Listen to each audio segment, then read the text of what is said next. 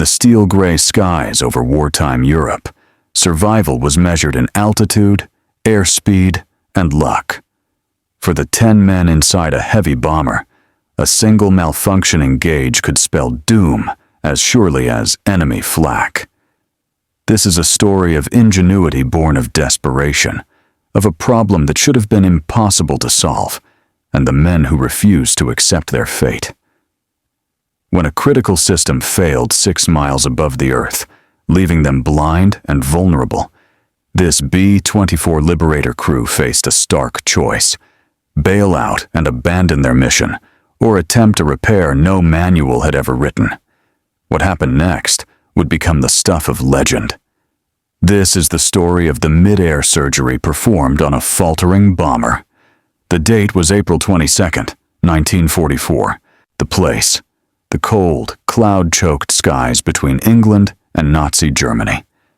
The men: the crew of a B-24H Liberator from the 453rd Bombardment Group, U.S. 8th Air Force, based at Old Buckenham Airfield. To understand the magnitude of their dilemma, one must first understand the machine they flew and the war they fought. The consolidated B-24 Liberator was a masterpiece of mass production and brutal necessity. With 4 1,200 horsepower Pratt & Whitney engines, it could carry 4 tons of explosives over 2,000 miles, bristling with 11.50 caliber machine guns for its own defense. But it was a demanding aircraft. Airmen said it flew like a brick, a complex beast that required constant attention. It was built by a vast consortium, consolidated in San Diego and Fort Worth, Douglas in Tulsa, North American in Texas, and perhaps most famously by the Ford Motor Company at its colossal Willow Run plant in Michigan. Over 18,000 Liberators would roll out, a symbol of American industrial might. Our story centers on one crew and one pilot, First Lieutenant Bill Norris. In the spring of 1944, Norris was in his early 20s, a squadron lead pilot shouldering the responsibility of guiding other bombers to their target. His home was RAF Old Buckenham, a typical East Anglian airfield of pierced steel planking, Nissen huts, and the ever-present mud. His crew was 10 men bound together by trust: co-pilot, navigator, bombardier, flight engineer, radio operator, and gunners. Each mission was a lottery with grim odds. Liberators operated in a realm of extreme cold, at altitudes where temperatures plunged to 50 degrees below zero, and the air was too thin to breathe without a cumbersome oxygen mask. Mechanical failures were a constant specter. And then there was the enemy. The 8th Air Force's campaign of daylight precision bombing was a bloody affair. German anti-aircraft artillery, or flak, accounted for over 85% of all in-plane casualties. The black, oily puffs of exploding shells filled the sky, shredding aluminum and flesh with equal indifference. When not in flak, formations were prey to sleek, lethal Luftwaffe fighters, Focke-Wulfs and Messerschmitts, that dove through bomber boxes with cannon and machine guns blazing. In 1943 alone, 4,637 American flyers in the European theater were killed. Men flew knowing that completing a tour of 25 missions was a statistical miracle. For Bill Norris and his crew on that April morning, the mission was a familiar one: to hit a strategic railway marshalling yard in Hamm, Germany, as part of a vast aerial armada from the 8th Air Force. They were to be one of 26 B-24s from their group, each loaded with 4 2,000-pound bombs. But even before engine start, things began to go wrong. The tension began not in the air, but on the rain-slicked tarmac in the pre-dawn darkness.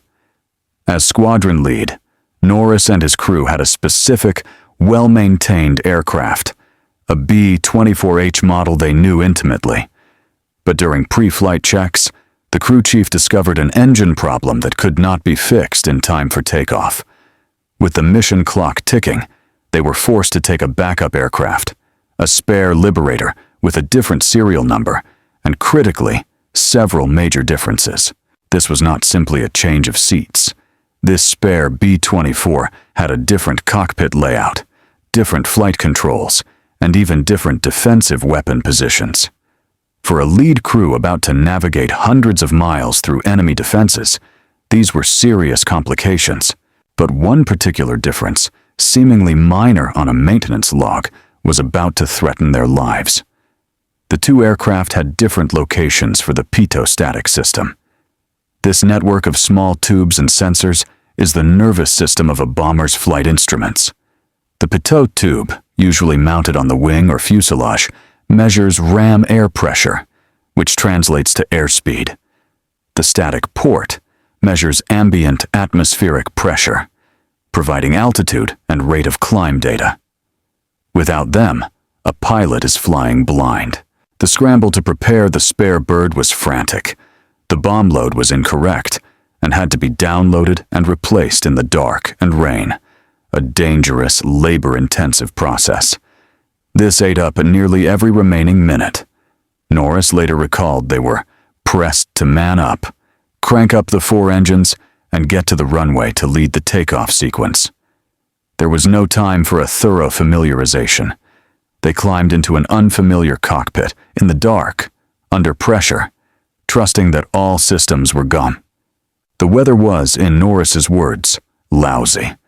A ragged cloud ceiling at 600 feet, moderate rain, and solid overcast from 1,800 feet up to their cruising altitude of 20,000 feet. At 700 hours, the 4 Pratt & Whitney R-1830 engines roared to life. Norris lined up on the runway, the deputy lead bomber on his right wing. He applied full power, and the heavily laden Liberator, over 30 tons of fuel, bombs, and men, began its slow roll down the steel matting. Nose up, wheels up, and then the first cold trickle of dread, checking his primary flight instruments as they entered the thick cloud at 1,000 feet. Norris's eyes locked on the airspeed indicator. It was dead. The needle sat at 0. His altimeter was frozen, erratic. The rate of climb gauge was useless. In an instant, inside a blinding white cloud, the B-24 was transformed from a precision weapon into a helpless, deaf, and blind giant. They had no airspeed, no reliable altitude, no climb data. The pitot static system had completely failed. Without the gauges we rely upon in zero visibility, Norris said. I had no choice but to fly the aircraft by attitude, power, and the seat of my pants. He was now flying purely by instinct, and the faint feel of the controls, a nearly impossible task in a climbing, heavily loaded bomber in formation. One wrong move, a climb too steep, leading to a stall or a descent unnoticed, would be catastrophic. He immediately called for his flight engineer, Technical Sergeant Chris, to come to the cockpit.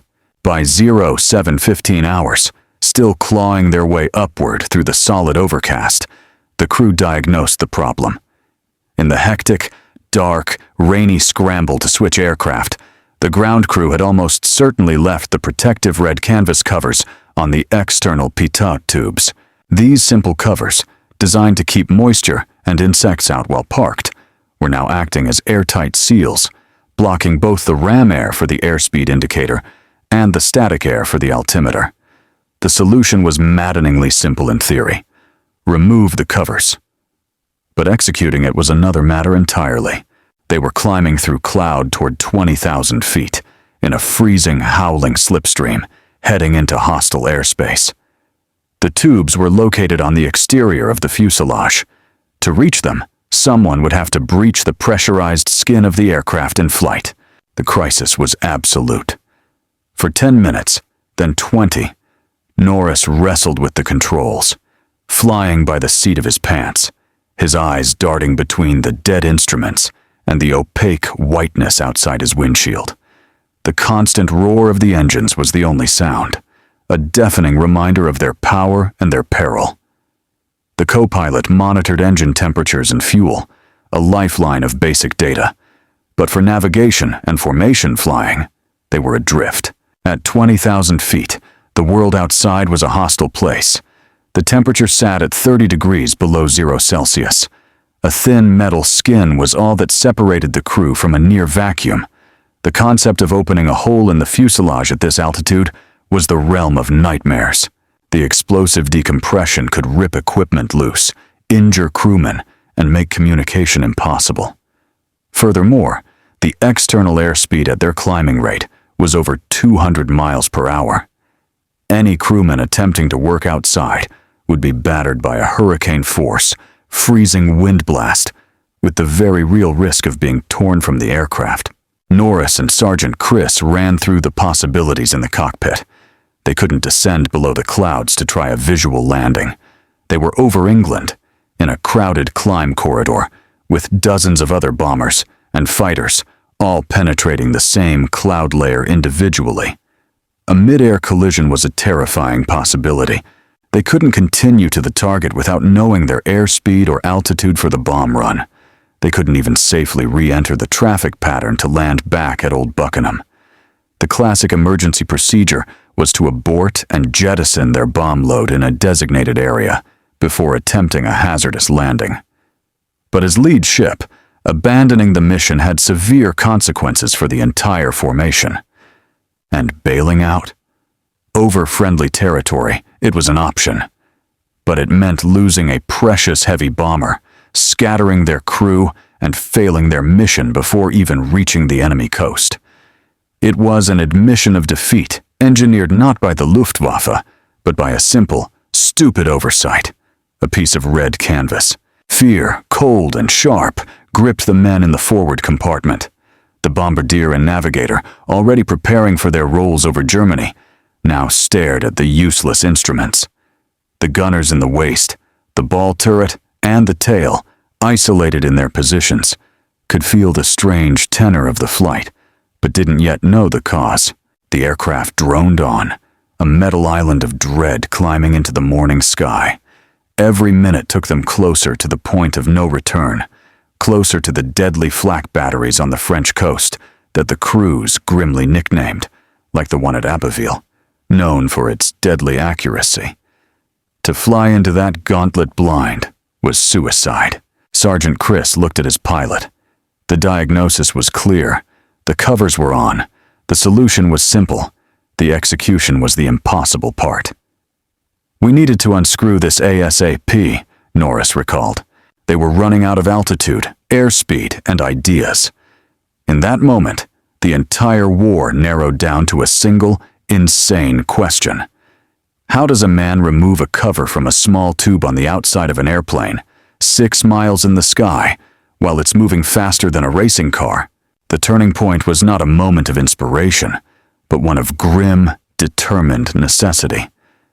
As Norris held the Liberator steady, wings level in the opaque cloud, Sergeant Chris made his decision. There was no other way. He would have to go and get the cover off. Running out of the proverbial airspeed, altitude, and ideas, Norris recounted. Our solution was a bit drastic, but none other came to mind. Chris collected his toolkit, not the delicate instruments of an airplane mechanic, but a heavy hammer and a cold chisel. He made his way forward from the flight deck, down into the bombardier's compartment in the sleek, glazed nose of the B-24. This compartment, usually the domain of the Norden bomb site and maps, was now a surgery. Chris identified the general area on the inside of the left fuselage, where he knew the external pitot tube was mounted. There was no access panel. The only way to reach it was to make one. He positioned the chisel against the cold aluminum skin of the Liberator. The aircraft vibrated with the deep-throated song of its 4 engines. He took the hammer and struck. Thud! The sound was shockingly violent inside the cramped space. A dent appeared in the stressed metal. Thud! The crewmen nearby flinched with each blow, knowing what it meant. With relentless, focused blows, Chris began to chisel out a hole. Aluminum tore and curled inward. The fierce, cold shriek of the outside wind began to whistle through the breach, growing louder with each inch of opening. He was deliberately wounding their own aircraft to save it. Finally, he broke through. A ragged, football-sized hole gaped in the side of the B-24. The wind scream became a roar. Sub-zero air, thin and biting, rushed into the compartment. Chris, anchored as best he could, now faced the maelstrom. Bracing himself against the structure, he thrust his arm, protected only by his leather flight jacket and heated suit, out into the 200-mile-per-hour slipstream. The force was immense, trying to slam his arm back, to twist it, to rip him from his footing. His eyes watered from the blast. Gritting his teeth, he felt along the frigid, vibrating skin of the fuselage. Inches felt like miles. His fingers, growing numb, searched for the small, cylindrical protrusion of the pitot tube, and then he found it. Just as they suspected, his fingers closed over the ruff. With a fierce tug, he pulled it free. Back in the cockpit, Bill Norris watched his instruments. For a second, nothing. Then, like magic, the airspeed indicator needle twitched and leaped to life. The altimeter began to unwind a true reading. The rate of climb gauge stabilized. The vital signs of the bomber had returned. Cheer, swallowed by the engine noise, went through the forward crew. They were no longer blind. Sergeant Chris extracted his frozen, battered arm from the hole and staggered back. The operation was a success. The patient, bleeding air from a new wound, was alive and functional. The hole, Norris noted with grim irony, could now be easily explained as battle damage. They had their gauges. They had their mission back. The remainder of the mission to Ham was, in Norris's words, nearly normal. The formation regrouped above the clouds, a vast armada of Liberators and Fortresses under a sun the crews below could not see. They crossed the enemy coast, enduring the predictable heavy flak. They reached the initial point, made their bomb run on the marshalling yards, and released their payload. The official group history would record that bombing results were excellent. The return flight held its own perils, including encounters with German night fighters that stalked the bombers back to the English coast. But for Norris's crew, the existential crisis was over. They landed back at Old Buckenham, their Liberator bearing fresh, authentic battle damage from flak and cannon fire alongside the self-inflicted wound in its nose. In the debriefing, the whole was logged as combat damage. The incredible story of the mid-air repair, the chiseled hole, and the daring arm-out-of-the-fuselage act was, as Norris Riley put it, an unintentional oversight, left out of the official report. It remained a quiet legend within the crew and the squadron. This single act of improvisation under extreme duress encapsulates the spirit of the 8th Air Force's combat engineers and aircrew. These were not just pilots and gunners. They were problem solvers, men who understood their complex machines intimately enough to perform field, or rather, flight surgery. Sergeant Chris's actions required immense physical courage and technical knowledge. Bill Norris's calm retention of control of a blind aircraft in formation required superb piloting skill. The entire crew's trust in each other was the bedrock that made the attempt possible. While this specific story of the pitot cover did not result in medals, such ingenuity was often just considered part of the job. It stands as a powerful testament to the realities of the air war. The B-24 Liberator, for all its sophistication, was a machine maintained and flown by men in grueling conditions, where a tiny error could cascade into disaster, and where survival often depended on the courage to try the unthinkable. The 453rd Bomb Group and men like Bill Norris continued their grim work through D-Day and beyond, part of the great industrial-scale aerial campaign that helped dismantle the Nazi war machine. Their story is a footnote, but one written in the most daring terms. A chapter where the will to complete the mission triumphed over a potentially fatal flaw, 6 miles above the earth. The Liberator that landed at Old Buckenham that day was just one of thousands. The repaired hole in its nose was just one patch among millions. But within that small, ragged gap in the aluminum skin lies a larger truth about the Second World War. That history is built not only on grand strategies and sweeping campaigns, but on moments of sheer human grit in the face of impossible odds. This was just one of countless untold stories from the Second World War. Subscribe to WWII Records as we continue to bring these forgotten chapters of history back to life. Their story is a footnote, but one written in the most daring terms. A chapter where the will to complete the mission triumphed over a potentially fatal flaw 6 miles above the Earth. The Liberator that landed at Old Buckenham that day was just one of thousands. The repaired hole in its nose was just one patch among millions. But within that small, ragged gap in the aluminum skin lies a larger truth about the Second World War. That history is built not only on grand strategies and sweeping campaigns, but on moments of sheer human grit in the face of impossible odds. This was just one of countless untold stories from the Second World War. Subscribe to WWII Records as we continue to bring these forgotten chapters of history back to life.